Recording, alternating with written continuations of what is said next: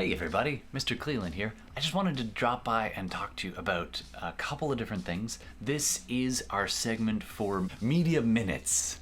This is to support you in your language project for media literacy. It's also designed to support other classes as well. So the idea being, if you've got a project and you want to do a video or a podcast or a recording for a variety of your subjects, these tricks and tips are designed to help you. It also is an exploration of how media is constructed. Likely, you've been watching a lot of media lately. I want you to be aware of how it is made, how it is constructed. Now, some of this is a design choice, things like layout, shot types, pacing, all that kind of stuff. And then some of it is more technical, like, okay, I've done a 20-minute video and now I want to have it only be 5 minutes. How do I trim that down? Plus the actual tricks and tips. Don't forget to check out the earlier media minutes I did about audio production, because audio is so much more important than everything else. But if the audio is awful, nobody's gonna want to watch that, no matter how pretty or how great the lights are or whatever. Let's talk about a couple of components when it comes to media production for the visual frames. Now, don't forget, an image is worth 1,000 words. So using other pictures, other still shots, and having audio go over top of that is a very, very good thing. You can also combine that with slideshow presentation, screen capture. Software can be used to actually have your presentation on the screen and you can still capture your voice. Or, of course, you can record it after the fact and layer it on top. So today, for part one, I'm gonna break this into a couple of sections. Let's talk about just getting a nice looking image. Now, I'm kind of breaking the rules here. It's sort of applying to this, but this goes into basic shot composition. So they are, in no particular order, making your frame more interesting to look at. The people who sit right in the middle of the camera and talk like this, this can be useful, but after a while it just doesn't look as good, right?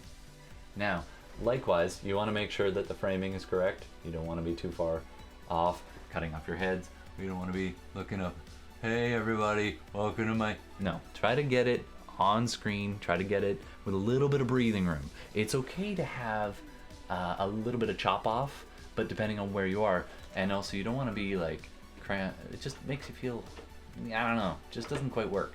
So here's the trick. You want rule of thirds. So imagine your screen is chopped. Not like this, like this. So into 9 little boxes.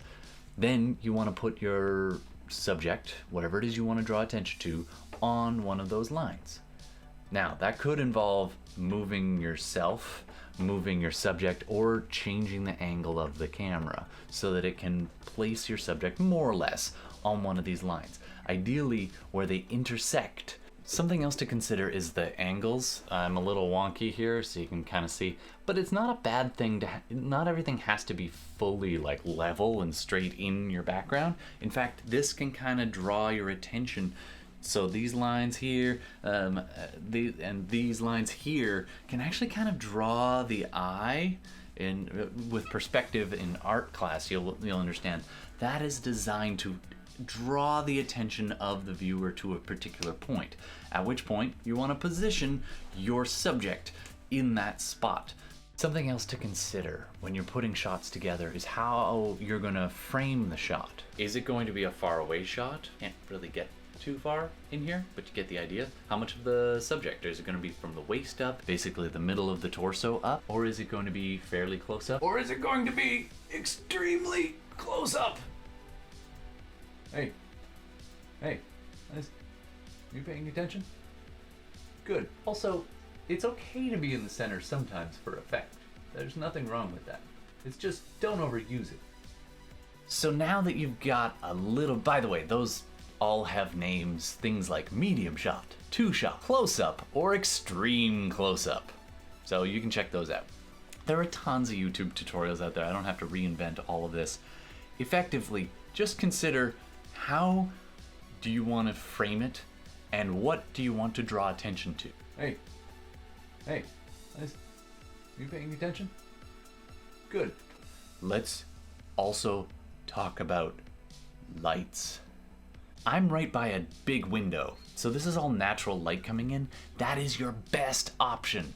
I have a little bit of a fill light here, just a desk lamp, which you probably don't even notice most times, but if it's cloudy out, it just bounces a little bit of light. You'll also notice I'm actually bouncing the light. I'm not shining it directly on my face. It's going off of my dresser here, and that makes it a little less intense. Whereas if I shine it, now I've got it straight at me, and you can see it's a little bit more like, and it just doesn't, I don't know, it can be used for effect, but you want to make sure you consider your lights. So a nice good bounce light, and especially if you bounce it off something like a nice piece of paper, but do not touch your light to the paper, okay? That's a fire hazard, okay? So if you want, you can have a little bounce of a light. If you're watching on my face, you can actually see the difference. No? Yeah, it's not much difference in here, but there's just so much light coming in this window. That's your best bet. You want to use natural window lighting whenever possible. So if you're gonna do something, open up a window, get some natural light. Second best is have some inside lights and maybe a bounce off of a wall if you got a little desk lamp. Another quick trick is you can change where you're positioned to get better light. It's selfie time. And I'll show you what it's like if you have terrible backlighting. Now, you can use it for effect. Go ahead and, play around with that idea if you want like a mysterious look. But you don't want to have a shot where most of the light is behind, because then your face is in shadow. So I will take a quick picture and you can see what that's like when you've got lights behind. So yeah, you want to have some light off your face, but you don't necessarily want to have your light directly in your nose, right? It doesn't look as good. So you want to have a little bit off to one side. So everybody get your 90-degree out, approximately, and you want half that.